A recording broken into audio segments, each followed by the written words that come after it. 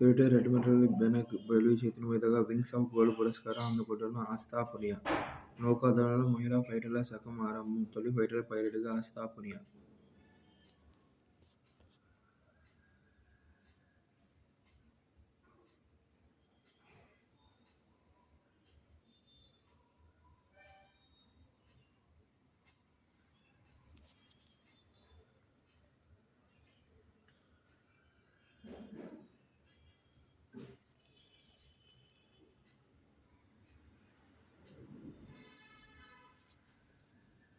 ఇండోసోల్ భూ సేకరణపై రైతుల ఆందోళన. నెల్లూరు జిల్లా కరేడులో రసాభాస గ్రామసభ.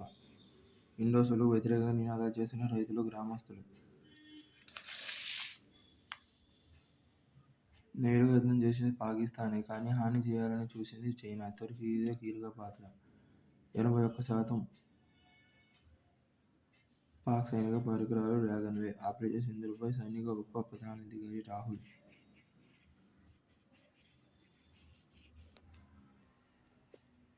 ప్రగతి కారిడార్లుగా నక్సల్స్ ప్రభావిత ప్రాంతాలు.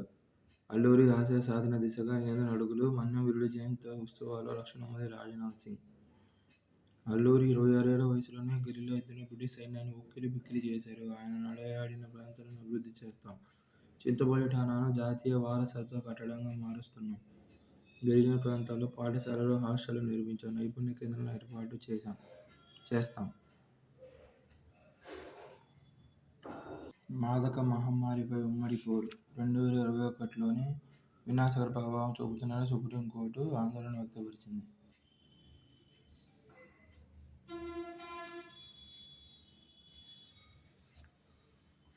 2022లో ఆ రాష్ట్రాల్లోని ప్రతి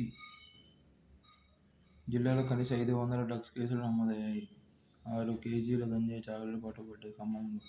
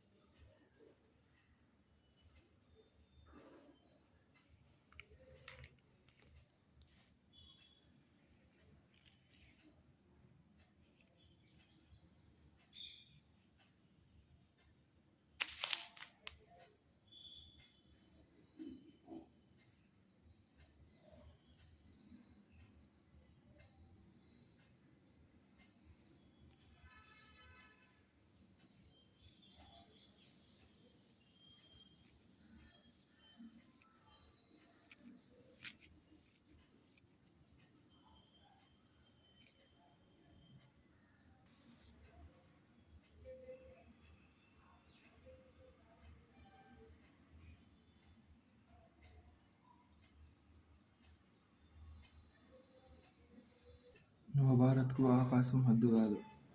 అభివృద్ధి ఫలాలు ఆపన్నలకు అందుతున్నాయి మోదీ. ట్రినిడాడ్ అండ్ టొబాగోలో పాల సంతతి ప్రజలతో ఆత్మీయ భేటీ. ప్రధానికి ఆ దేశ అత్యున్నత పురస్కారం. The Order of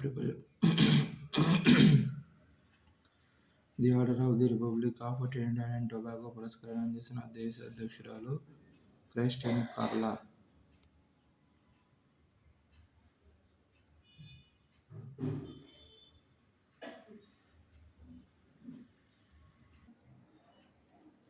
Jain street scam.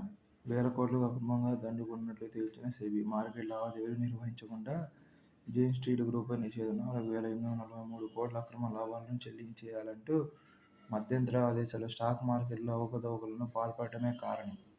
చైనాతో దోస్తీకి దేశాల ఉబలాటం. క్వాడ్ సంయుక్త ప్రకటన ఏమాత్రం సంకోచించకుండా చైనాను విమర్శించింది. బెదిరించి లొంగదీసుకునే చైనా విధానాలను ఎండగట్టింది. సాగర జలాల ఆర్థికపరమైన భద్రతకు ప్రాధాన్యమిచ్చింది. క్వాడ్ చెక్కుచెదరని స్వభావాన్ని కనబరుస్తున్నా చైనాతో మళ్లీ దోస్తీకి ప్రతి దేశమూ తహతహలాడుతోంది. ఈ కూటమి జూలై 1న వాషింగ్టన్ డీసీలో సమావేశమై ఒక సంయుక్త ప్రకటన విడుదల చేసింది. దీన్ని పరిశీలించిన వారికి క్వాడ్ దాని సుదీర్ఘ పయనంలో మొదటిసారి అస్పష్టతకు స్వస్తి పలికి తన ప్రధాన కర్తవ్యాన్ని వెల్లడించినట్లుగా కనిపించింది.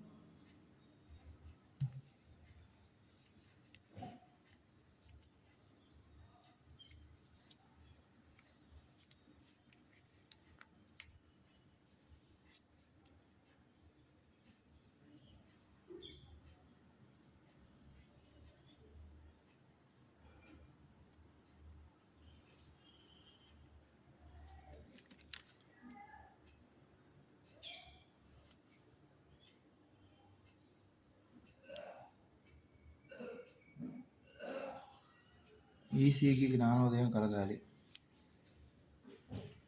ఈసీ ప్రధాన కార్యదర్శి ఈసీ జ్ఞానేష్ కుమార్, కమిషనర్ వివేక్ జోషి, సుఖ్బీర్ సింగ్ సంధు ఫిర్యాదులపై వైసీపీ వివరణలన్నీ విన్నారు.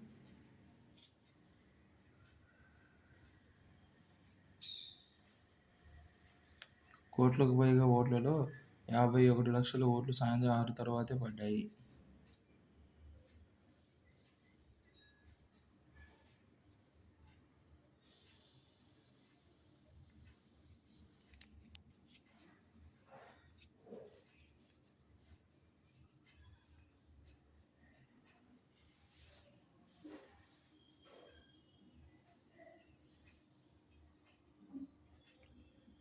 పౌర వాణిజ్య వ్యవహారాల చట్టాతీత పత్రాల పంపిణీ అనబడే దీన్ని సులభంగా హేగ్ సర్వీస్ కన్వెన్షన్ అని పిలుస్తారు.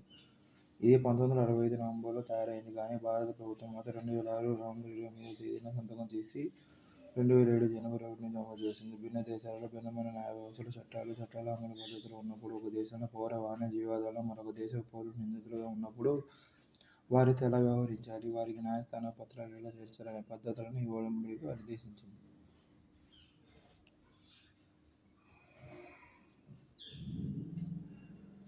కెనడాలో ఒక పింఛన్ నిధుల సంస్థ నుంచి పెట్టుబడులు సంపాదించిందని, ఆ క్రమంలో అమెరికన్ పౌరులైన మతబుదారులకు అబద్ధాలు చెప్పిందని, భారతదేశంలో సౌర విద్యుత్ ప్రాజెక్టులు సంపాదించడంలో అధికారులకు లంచాలు ఇచ్చిందని, ఈ కారణాల వల్ల నిందితులందరినీ అమెరికాలోని విదేశీ అవినీతి ప్రవర్తన చట్టం ఫారెస్ట్ ప్రాక్టీసెస్ యాక్ట్ కింద ఎలక్ట్రానిక్ నిధుల సెక్యూరిటీల ప్రవాహంలో వంచన నేరం కింద శిక్షించాలని అమెరికాలో securities and exchange commission SEC న్యాయస్థానానికి వెళ్ళింది. ఈస్టర్న్ డిస్ట్రిక్ట్ ఆఫ్ న్యూయార్క్ చెందిన డిస్ట్రిక్ట్ కోర్టు జడ్జి 2024 నవంబర్ 22న భారతదేశంలోని ఏడుగురు వ్యక్తులకు సింగపూర్లో నివాసం ఉండే ఫ్రెంచ్ ఆస్ట్రేలియన్ పౌరులు ఒకరికి సమన్లు జారీ చేశారు.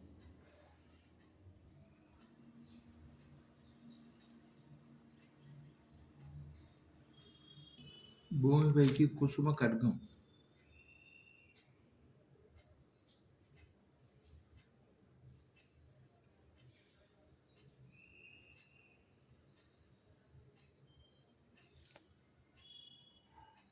గంటలు 550 టన్ను కీవ్ లక్ష్యంగా రష్యా దాడిలో తీవ్రతరం.